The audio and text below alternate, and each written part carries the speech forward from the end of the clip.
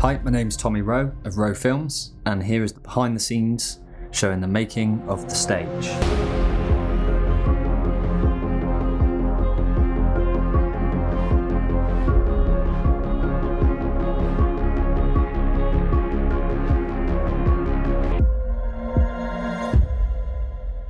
The concept for the stage came about through discussions between myself and the guys at Lumix UK. We all felt it would be really great to produce something really dynamic for this one. When I was pitching ideas, I mentioned that there had actually been one recent feature film release that I'd found myself massively inspired by from a cinematography perspective, and that film was The Batman. So much of their approach to the photography was really unique, and I loved how stylized it was. So I thought it would be really nice to try and incorporate some of these elements into the piece. I got in touch with my friend, the UK rock musician Kris Barras. I've worked with him and his band a fair bit over the last few years.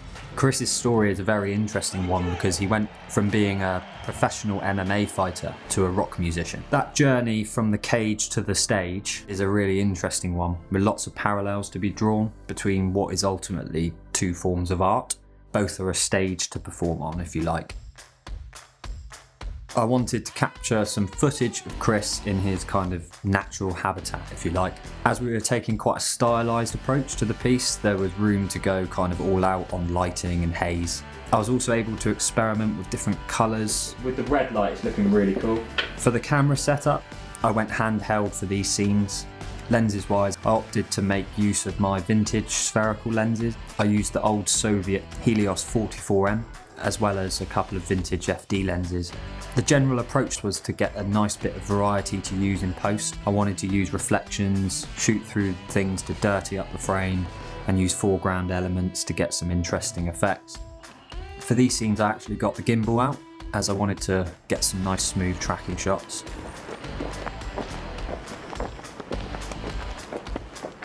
Next up, it was time to get some fight footage. When I arrived at the location, it was the first time I'd actually seen the space for myself. It was immediately apparent that it was basically like a giant white box. The first challenge was really to control the light in a way that would allow us to create the kind of look that we needed. Once again, I opted for a strong backlight, plenty of haze to keep directional light kind of away from the nearest walls. I was going for a similar look to what we had shot in the studio scenes, so they were cut together nicely. Setup wise for these shots, I went for the smallest and most nimble setup I could. I knew that these shots would be doing much of the heavy lifting in terms of the energy in the edit. These were also the first scenes where the anamorphic lenses were available to me. The lenses give you that classic anamorphic look with the blue horizontal flares and things, but it's definitely not overkill. The flares are present when you want them, but they're also easily controlled. Both the GH6 and Ninja have really good anamorphic functions. One of the shots I really wanted for this piece was a sunset shot of Kris in an urban environment. I framed up a close-up of him from the back and focused on the background, throwing him out of focus. I was also able to make use of the full set of the 4 anamorphic lenses here. The 75 really is very tight on a micro four thirds camera, but I love the way it compresses the background relative to the distance from the subject, making the bridge look absolutely huge and imposing here. For the driving shots, we decided shooting from the back of Sean's van could actually work really well. Instead of cleaning the window first though, we intentionally left it a bit dirty. It's all about adding a bit of gritty texture to the images. Finally, it was time to capture some dialogue. Capturing dialogue in a city environment like this can be pretty tricky. Cars, trains, sirens, you name it, we had it all. That's Batman. So I used a shotgun mic, which did a really great job of isolating Kris's voice from all the background noise. The recording settings I used in this piece were all ProRes RAW, of course.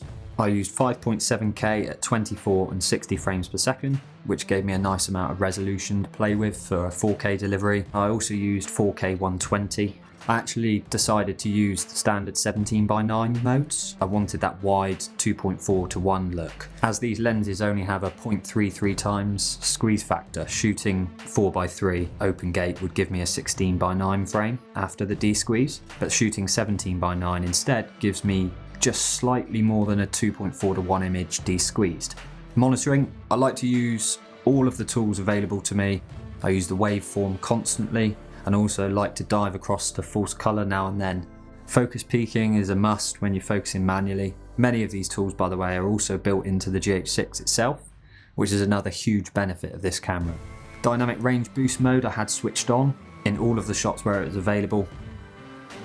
Shooting with this mode on gave me additional dynamic range and also resulted in a super clean, rich image with amazing colour depth. For me, one of the biggest benefits of shooting in ProRes RAW is the ability to completely shift the white balance in post. Combined with Lumix's amazing colour, you can push the footage from one end of the Kelvin spectrum to the other in post.